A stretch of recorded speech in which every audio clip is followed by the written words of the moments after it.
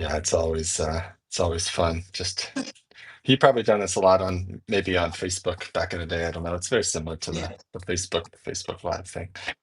But there we are, and we are live. So excited for this conversation today with Suzy Ashworth. We will be introducing her shortly, but welcome to Sacred Business Stories. This is our weekly Substack Live, where we really just have an honest conversation with entrepreneurs about what it looks like to build a business that aligns with your deepest truth. And so, yeah, I feel that Suzy is someone who's done that. Had the privilege of meeting her in person. We were just talking about it maybe like 2 years ago.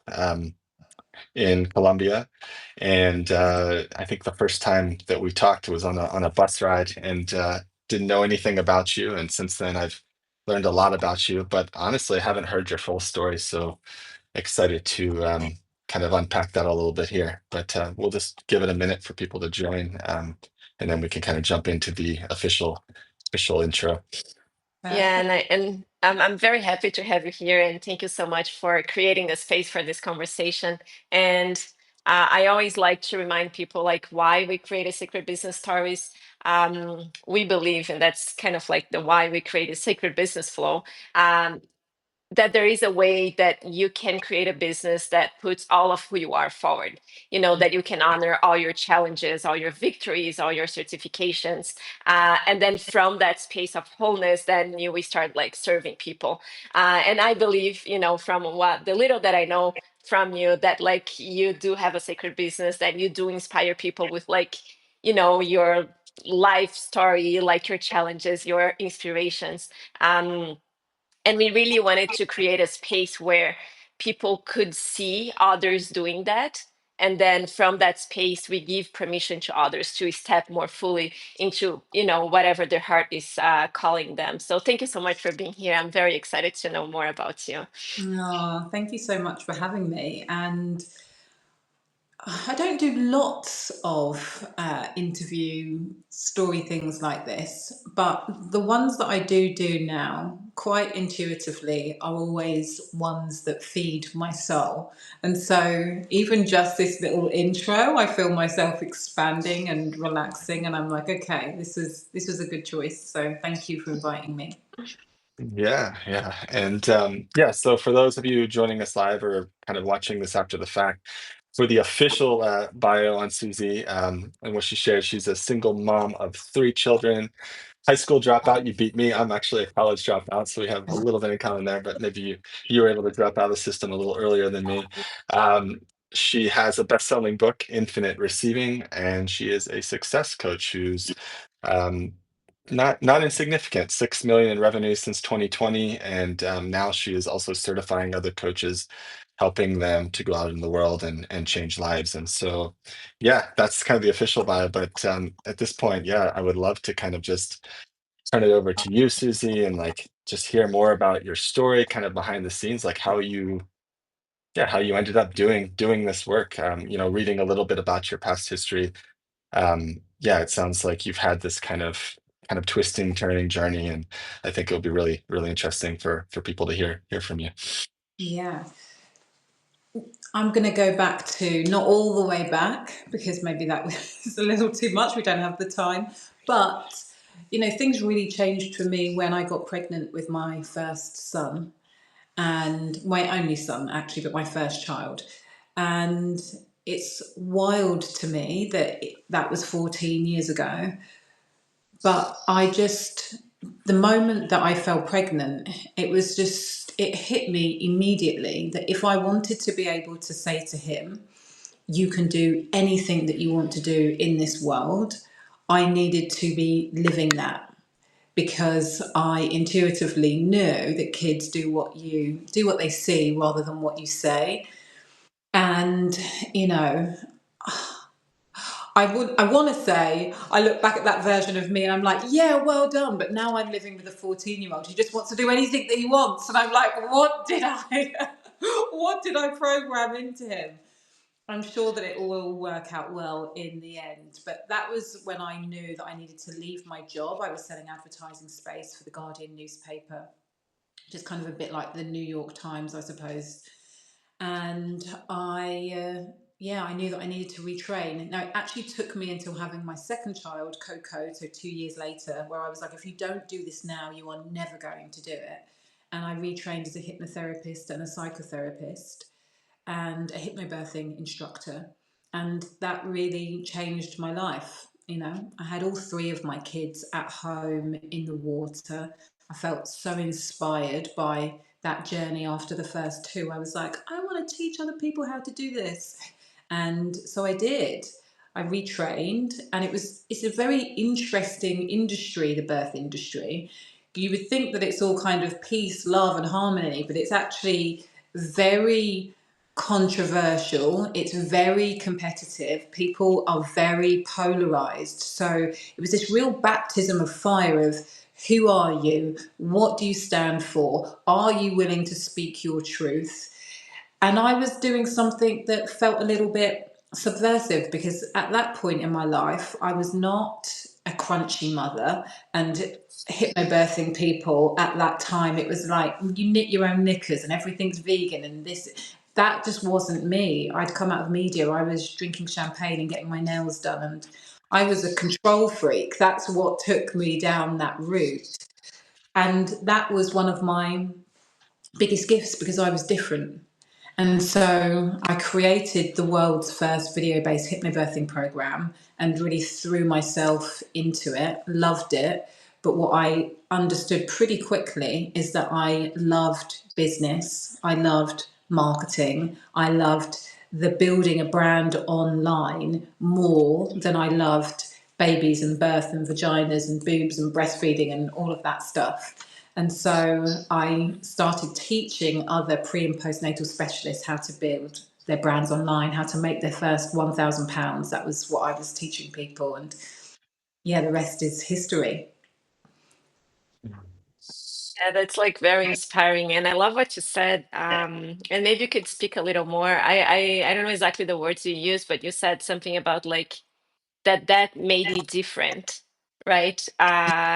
And how, because that you could see that as a strength, but you could also see that as like, oh, now I need to hide. And I see that a lot of people like, go for the maybe the I don't know if the easiest path, but like hiding and like not accepting they're different, that they maybe see the world in a different way.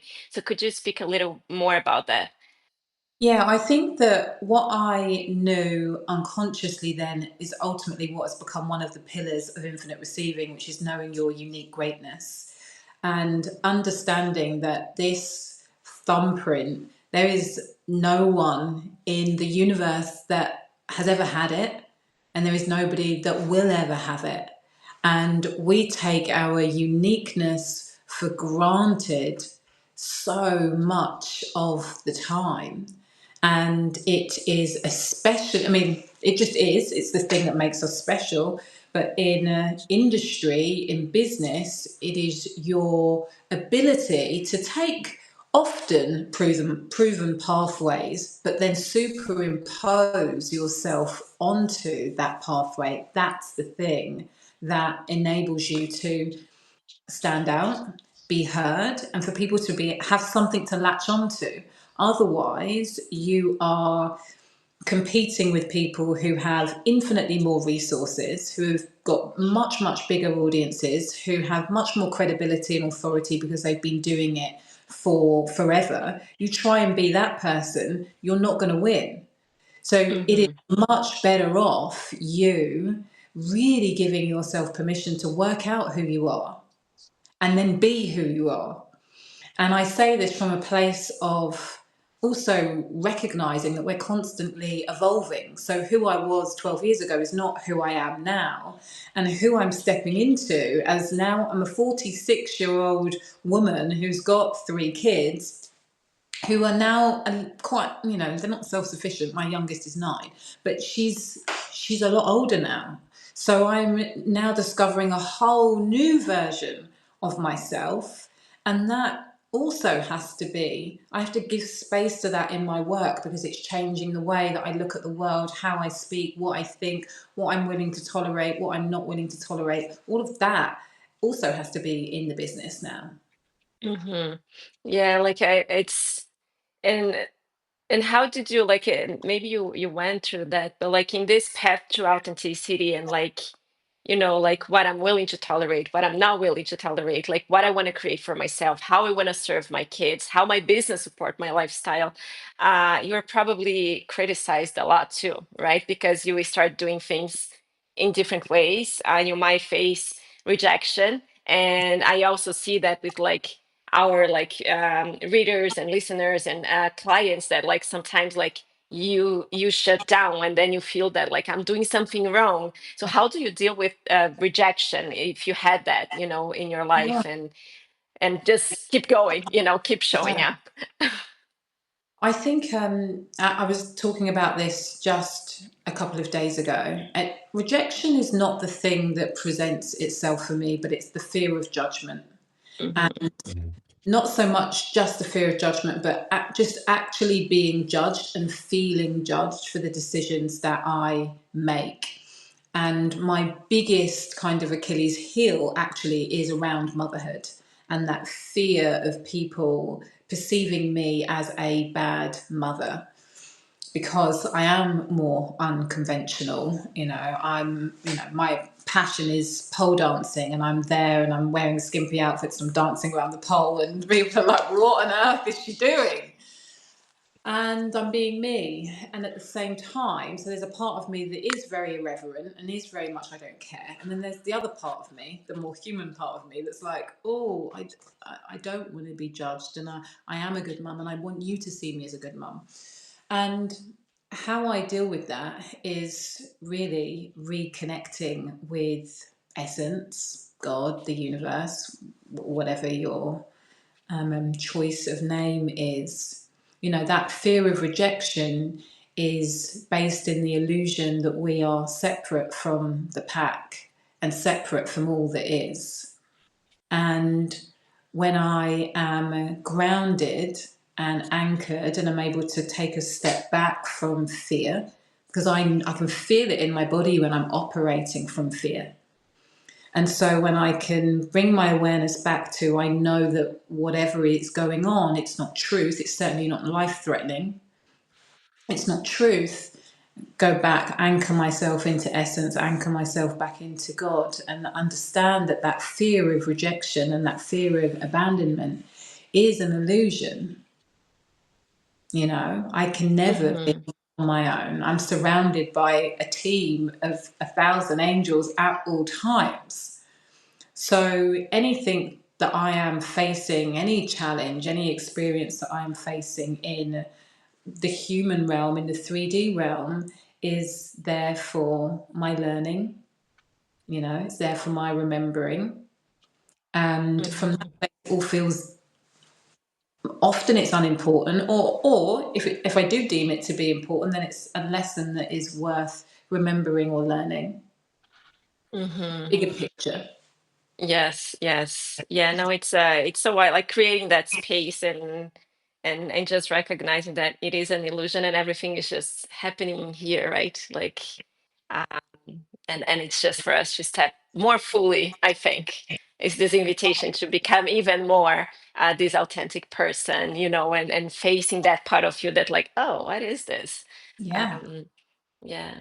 But I know Phil has a bunch of questions. Like we kind of like we have like a structure, but I'm very curious about many things. Keep going. I feel like Yeah. you two are have a lot in common, and this is just fun for me to listen. So keep going, Carolina. Uh, Mm. like I'm also a mom and I have two kids, and I feel that I'm very like unconventional as well. And one of my biggest fears as well is like how I am perceived as a mom. Um, like I don't participate in the conversations at school the way most of the moms engaged, and then the worries and how I relate to homework and then all of that. And what keeps me going is something that you said that like I want my kids to have the permission to be themselves. Yeah. And as hard as it is, I need to keep walking my path. Yeah. Um, my kids are like my oldest daughter, she's 8, and I have a little one, he's 3. But you like down the road with like a 14-year-old, a 9-year-old, like, um, and I don't know if they're in that age yet that they can see that. Do they feel this inspiration? Do they see that you walk your path? Because that's another thing that it's like they don't. They do not. I think maybe my 8 year old, who's going to be 9, is slightly more dialed in. She's like got a wise head on her, so I feel that she does see me. The other two are doing everything that they can do to avoid seeing me at all costs, and I think that that's, it's by far the hardest job, because my belief is that they are there to teach us, and they're the lessons that they hold the mirror up when it comes to practicing what you preach. Can you practice what you preach? Can you stay Yes. calm? Can you be in the pause? Can you let go of control? Do you really trust me? Do you really trust God? Because I am going to push every single button. And my 14-year-old, especially right now, he's not the carbon copy of me, but I was not a great 14-year-old. He is going down his path. He's exploring, he's pushing boundaries, he's doing normal things for a slightly more rebellious 14-year-old. And God, it absolutely terrifies me. And Hmm. when we are in terror, what do? We try to gain control. And so, I want them to get the best of me, but often they see the worst of me when it comes to really practicing it's much easier to do it with clients. It's much easier to do it on this live. Like we're cool, But when my 14-year-old is at his dad's and has disappeared for a day, it's like, can I really trust? Yes. Can I really trust that I'm not supposed to be here trying to control the path for him? That I'm really supposed to be a custodian. And when he's not going to know that until probably he has kids, Hmm. you know. Hmm. And Yes. certainly I don't, I lost my foster mother at 19. And I always talk about that being one of the biggest gifts for me, because it meant that at 19 I was forced to look at life through a very different lens. Up until that point, I was the selfish, self centered teenager who really thought I knew it all, who really didn't give a shit, who really had no idea about mortality. But when you lose somebody that close to you at that age, it forces you to look at life differently.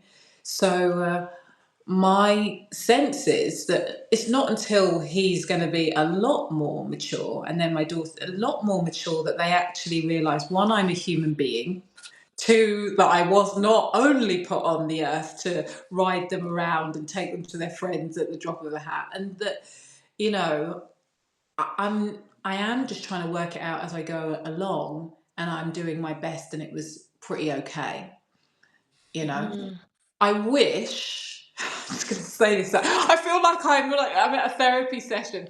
What I wish is, I see all of these kids, especially in the spiritual world, and all of the kids like really dialed in, and they're really just like, my mum's amazing, and we hang out, and we're just best friends, and we're just, my kids are not like that, they're more normal, as I am, more normal. And so, yeah, I hope one day you'll be like, actually, you're pretty cool. You did a good job, but we're not there yet. Yeah, yeah, yeah. I think it's like it takes some time. And if you think about, like, if I think about myself, it took a while for me to recognize who my mom was and how much I admire her and her path and everything that she did. And it wasn't like when I was 14 or 15. That was like No. much later down down the line. But yeah, like another question I have for you, like, and it's related like to women trying to become entrepreneurs, and like you're very successful, and I believe that your success does not come from playing safe, right?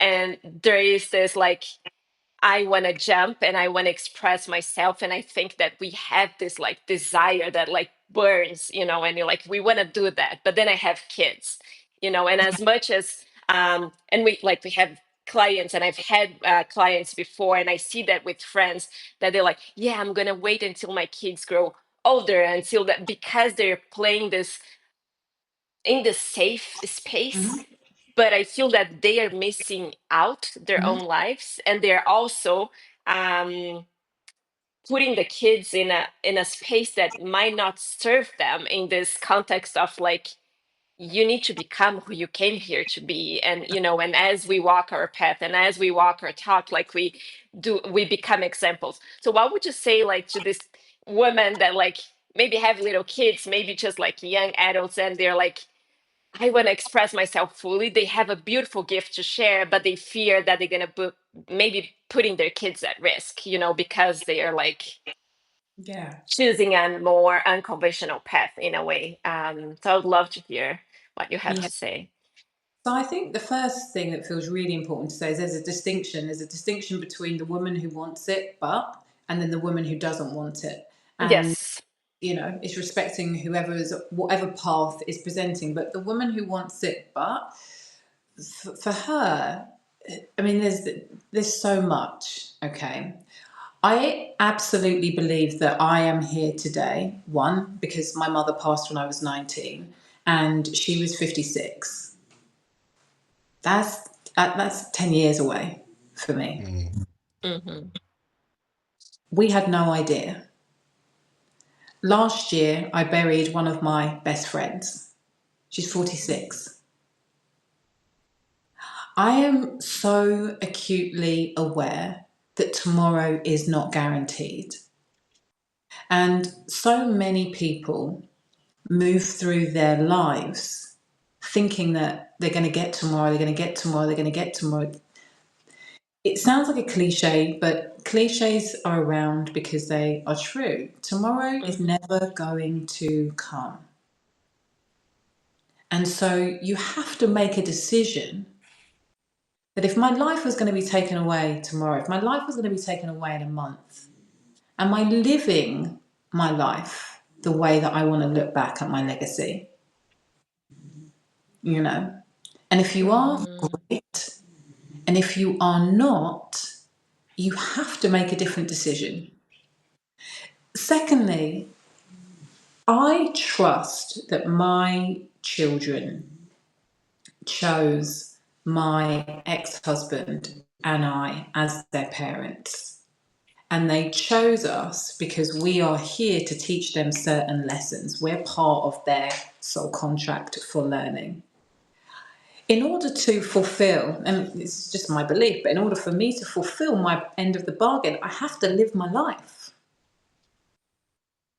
If I don't live my life, I'm stopping them from learning the lessons, or they have Hmm. to find, it's so I'm like, this is part of my purpose to show them how to live so that they learn how to live. Not for me, not for their dad, not for their partner, not for their kids, but for themselves. Hmm. So this is it's all wrapped up. It's like not advice, it's just that this is how I view the world. And that viewpoint enables me to make decisions that other people would not make. And I sit here recognizing that it's still very limited. I could still be going so much bigger. I could still be honoring those calls and those nudges so much more.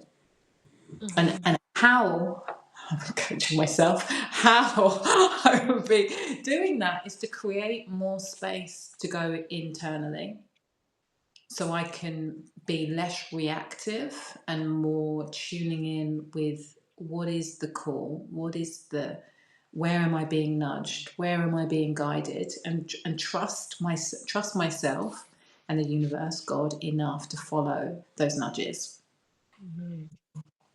Yes, thank you so much. It's a powerful message, and yeah, this idea of taking tomorrow for granted, it kills us slowly, in my opinion, right? And then all of a sudden you wake up and you don't have a loved one, and something happened, and you're like, "What about now?"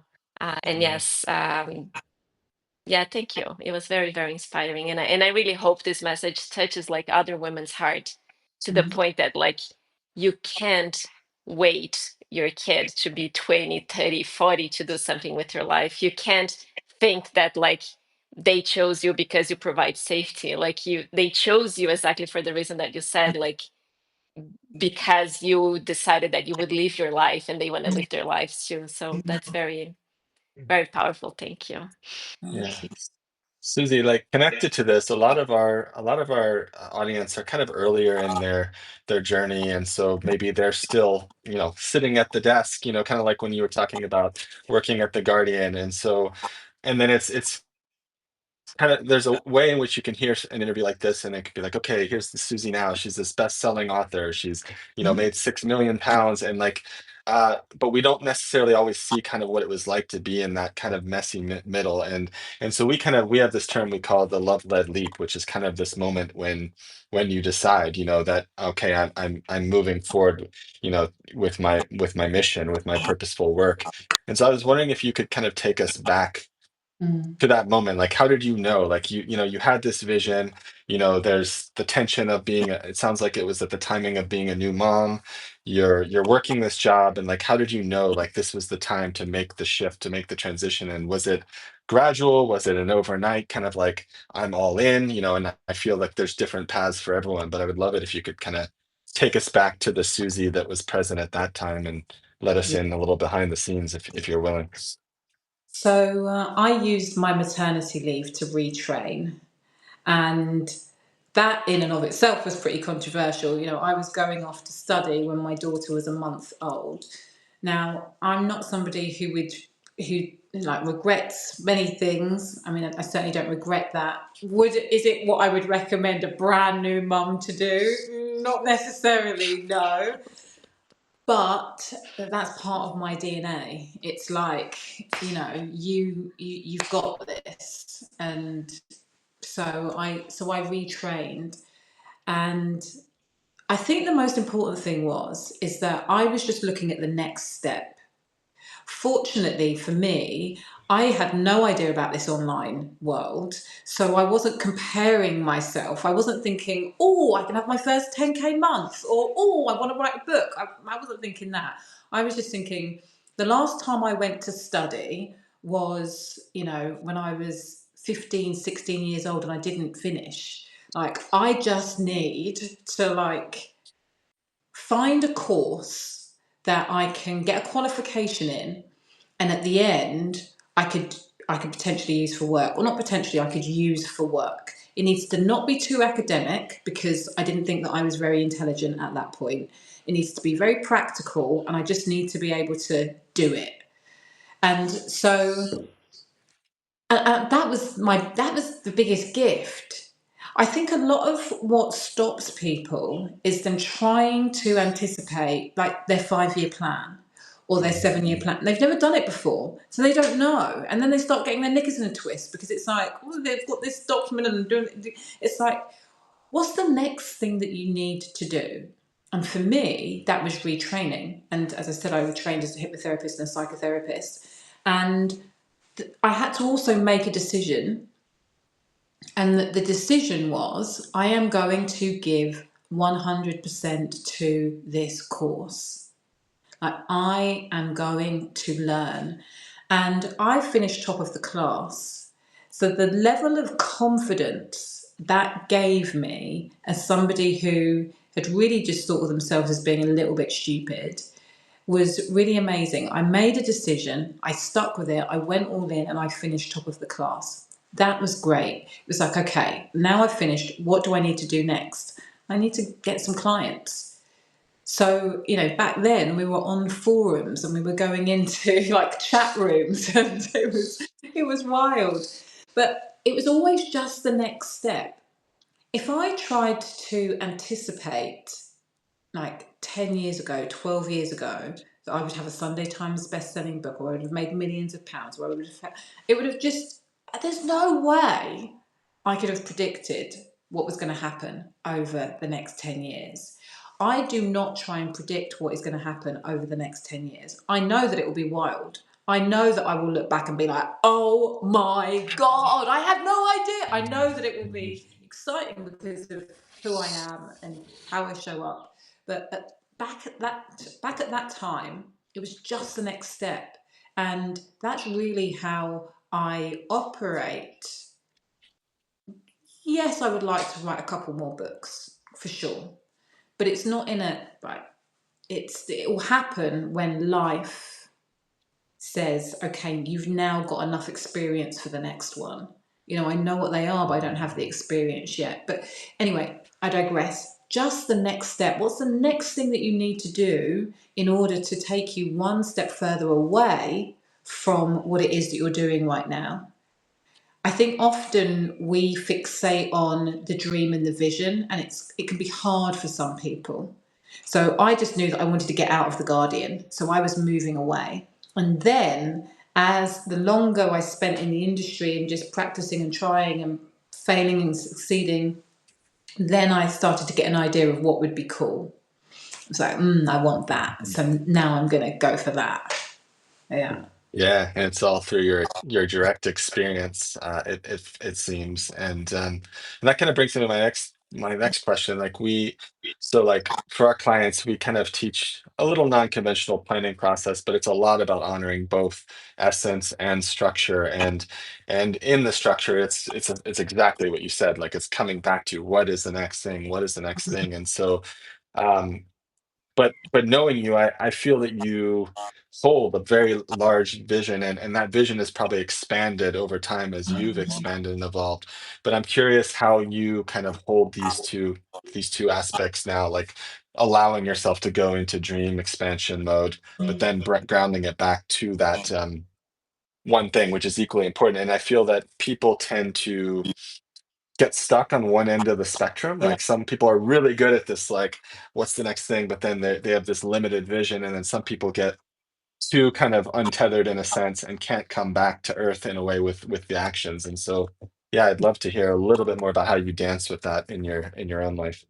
Yeah, I think that it being in environments like this. So I think it's the people that enable me to stretch my vision. And we were talking about when we met, we were in retreat on Mhm. retreat in Colombia, and it's in spaces like that or masterminds where you're not the smartest person in the room and there are people who are doing incredible things. It's like, wow.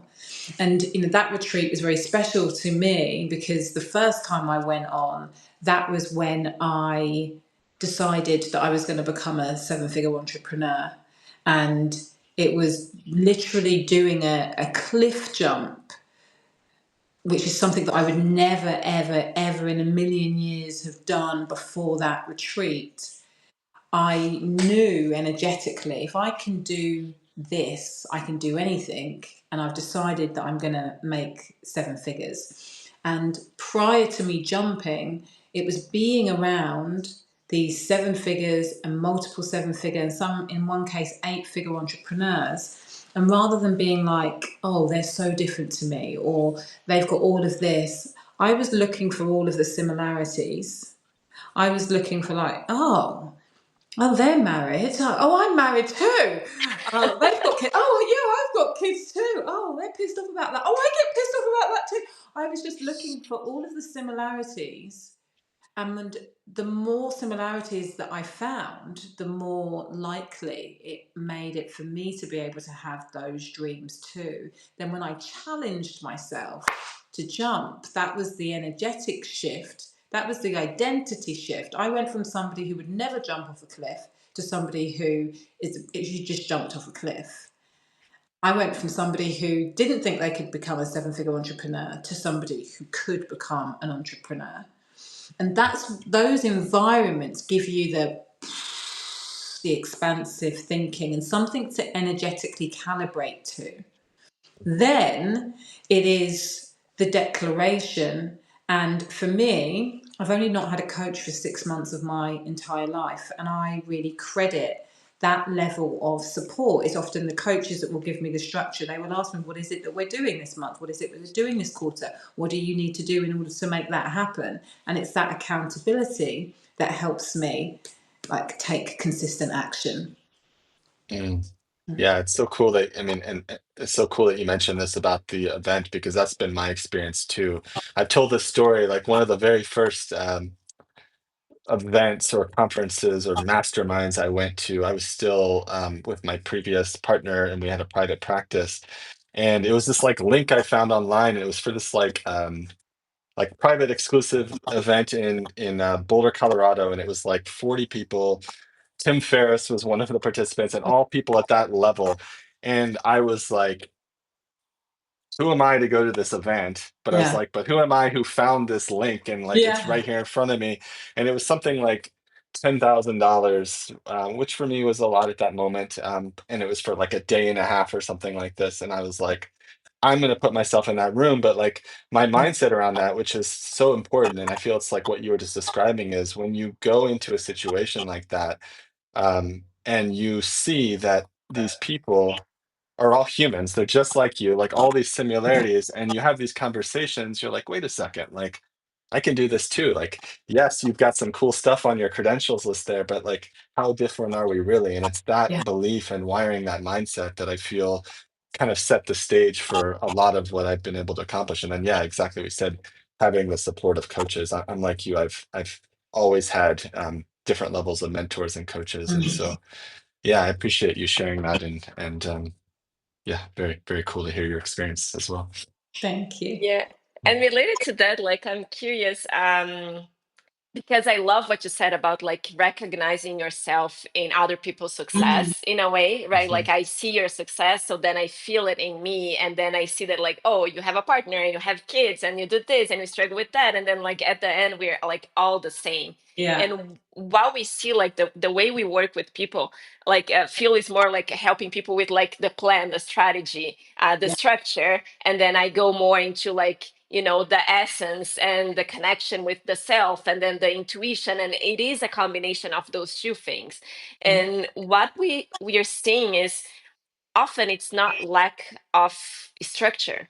It's not Yeah. no, like you know what to do, you 100%. know you have like the next step in front of you, but it's a shift in belief Yes. about who you are that actually helps you, in your case for example, to jump off the cliff and like, here I go, and like I don't care what's going to happen because I fully trust.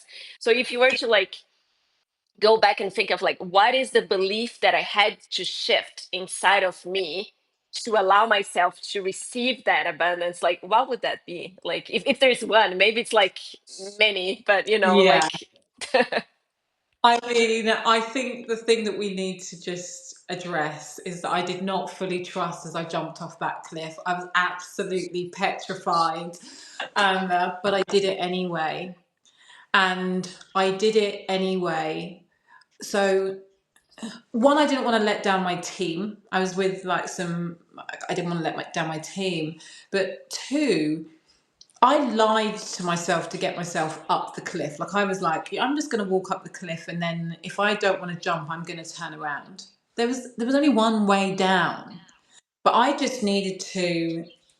Mm, I just needed to convince my subconscious mind that it was going to be that I wasn't going to die if I went to the top. So, and I think that it's in that little piece.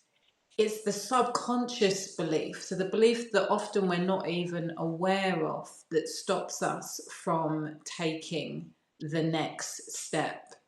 And so this really comes back to what I was saying before about that internal discussion, that getting quiet.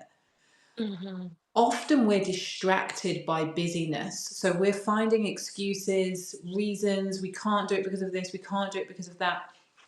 We just we distract ourselves so we can't hear the truth. But for every single one of us, 99% of the time, the reason that we're not doing it is because we are afraid that we are going to fail. And in that failure is going to be, it's going to affect our mortality in some way, shape, or form.